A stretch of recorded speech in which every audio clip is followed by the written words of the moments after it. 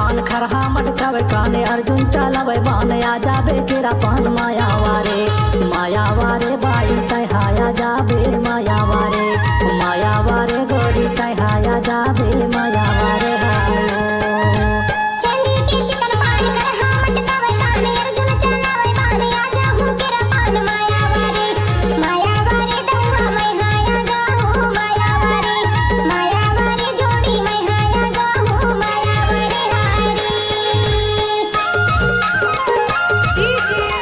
देवान मरकाम हरा टोला वाले।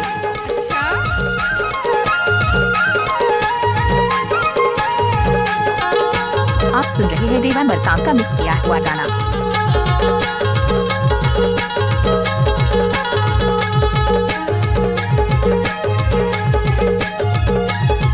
तावा के रोटी तावा में जरी जाए आयो तावा के रोटी तावा में जरी जाए तोरी माया के मारे आंसू हजारी जाए वो माया वारे गोरी तय हाया जाबे माया वारे रानी तय हाया जाबे माया वारे हायो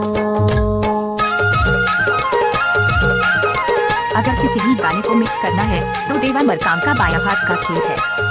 मिक्स बाय डीजे देवा बाबू हरा टोला वाले। कैसे कर फंस रे कैसे कर फंस टाइम लगते है ना वो।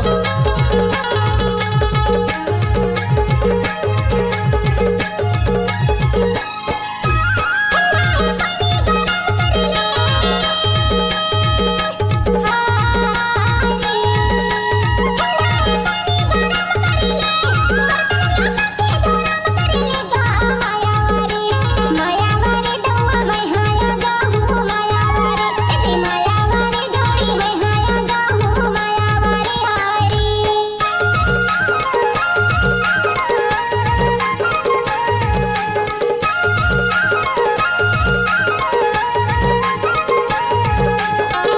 क्या बकुल दूल्हा है वो? ताजा है रे आजे लाखों तोड़ के आए? दोस्त नए नए गाने सुनने के लिए हमारे YouTube चैनल को सब्सक्राइब करें और बेल आइकन को दबाएं। गिरेला पानी बेदर खाए देवान मरकाम हरा टोला वाले। आयो गिरेला पानी बेदर काढ़े के तोसे मिले बल्ला में मोर दिल धार के वो माया वारे रानी तय हाया जाबे माया वारे गोरी तय हाया जाबे माया वारे हायो